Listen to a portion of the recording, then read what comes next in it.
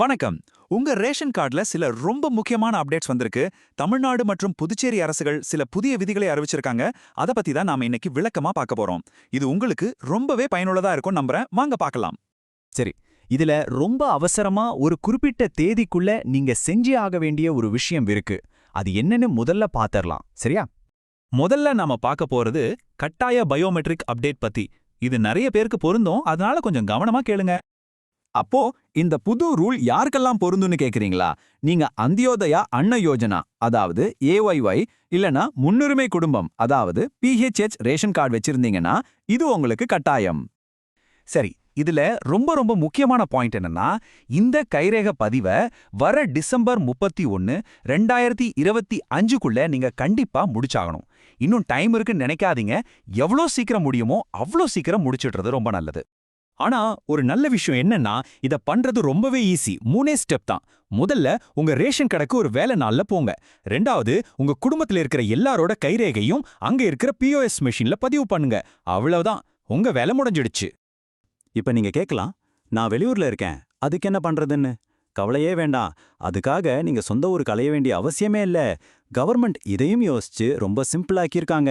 உங்க ரேஷன் கார்டோட ஒரு ஜெராக்ஸ் எடுத்துட்டு நீங்க இருக்கிற ஊர்ல பக்கத்துல எந்த ரேஷன் கார்டா இருந்தாலும் அங்க போய் இந்த பதிவை முடிச்சுக்கலாம். பாத்தீங்களா எவ்வளவு ஈஸி? சரி, அடுத்ததா ஒரு ரொம்ப நல்ல விஷயத்தை பத்தி பார்க்கலாம். முக்கியமா நம்ம வீட்ல இருக்கிற வயசானவங்களுக்கும் மாற்றுத்திறனாளிகளுக்கும் ரொம்ப உதவியா இருக்க போற ஒரு புதிய சிஸ்டம் இது. நிறைய பேருக்கு, குறிப்பா 70 வயசுக்கு மேல இருக்கிறவங்களுக்கும் சில மாற்றுத்திறனாளிகளுக்கும் இந்த கைரேக வைக்கிறது பெரிய பிரச்சனையா இருந்துச்சு. கைரேக சரியா பதியாததால அவங்களுக்கு கிடைக்க வேண்டிய அத்தியாவசிய பொருட்கள் கூட கிடைக்காம போற நிலைமை. இந்த மாதிரி நிறைய புகார்கள் அரசுக்கு போயிருக்கு. இதுக்கு அரசாங்கம் ஒரு சூப்பரான தீர்வு கொண்டு வந்திருக்காங்க. அதுதான் ப்ராக்ஸி சிஸ்டம்.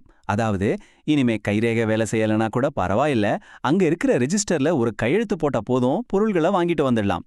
இனிமே யாரும் பொருள் வாங்க முடியாம திரும்பி போக வேண்டிய அவசியமே இல்ல.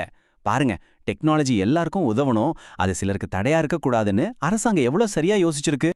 இந்த அப்டேட்ஸ் மட்டும் இல்லங்க, தமிழ்நாடு அரசு பொது விநியோக திட்டத்துல சமீபத்துல சில பெரிய சாதனைகளையும் பண்ணிருக்காங்க. வாங்க அது என்னன்னு பார்க்கலாம். முதல்ல யோசிச்சு பாருங்க. சரியா 21 லட்சம் புது குடும்பங்களுக்கு ரேஷன் கார்டு கொடுத்திருக்காங்க. இத்தனை லட்சம் குடும்பங்கள் இப்போ இந்த நலத்திட்டத்தோட பயனடைறாங்க. இது உண்மையிலே ஒரு பெரிய விஷயம். அடுத்ததா மக்கள் ரொம்ப தூரம் அலையாம சுலபமா பொருட்களை வாங்கணும்னு மாநிலம் முழுக்க 3256 புது ரேஷன் கடைகளை திறந்திருக்காங்க. இதுல முழு நேர கடைகளும் இருக்கு, பகுதி நேர கடைகளும் இருக்கு. இன்னொரு முக்கியமான விஷயம், வயசானவங்களுக்கும் மாற்றுத்திறனாளிகளுக்கும் மாசம் மாசம் கிடைக்கிற உதவித்தொகை இருக்கு இல்லையா, அது 1000 ரூபாயிலிருந்து 1500 ரூபாயா உயர்த்தப்பட்டிருக்கு. இது அவங்களுக்கு நேரடியே கிடைக்கிற ஒரு பெரிய நிதி உதவி. சரி, இதுவரைக்கும் தமிழ்நாடு பத்தி பார்த்தோம். இப்ப வாங்க புதுச்சேரி ரேஷன் கார்டு வச்சிருக்கிறவங்களுக்கு ஒரு செம்ம ஹாப்பி நியூஸ் இருக்கு, அதை பார்க்கலாம். புதுச்சேரி அரசாங்கம் எல்லா ரேஷன் கார்டு வச்சிருக்கிறவங்களுக்கும் ஒரு இலவச பொங்கல் பரிசு தொகுப்பு அறிவிச்சிருக்காங்க. அட ஆமாங்க, கிட்டத்தட்ட 750 ரூபா மதிப்புள்ள இந்த பேக்ல என்னெல்லாம் இருக்குன்னு பாருங்க. 4 கிலோ பச்சரிசி, 1 கிலோ நாட்டு சக்கரை, 1 கிலோ பாசிப்பருக்கு, 300 கிராம் நெய், 1 லிட்டர் சன்ஃப்ளவர் ஆயில், இது எல்லாத்தையும் போட்டு எடுத்துட்டு வர ஒரு துணிப்பை கூட தராங்க. இந்த பொங்கல் பரிசு மட்டும் இல்ல, இன்னொரு நல்ல செய்தியும் இருக்கு. இனிமே மாசம் ரேஷன்ல வாங்குற பொருட்களோட சேர்த்து 1 கிலோ கேழ்வரகு மாவும் இலவசமா கொடுக்க போறாங்களாம். இது ரொம்பவே சத்தான ஒரு விஷயம் இல்லையா? ஸோ பாத்தீங்கன்னா, இந்த மாதிரி அப்டேட்ஸை பத்தி நம்ம தெரிஞ்சு வச்சுக்கிறது எவ்வளவு முக்கியம்னு புரியுது.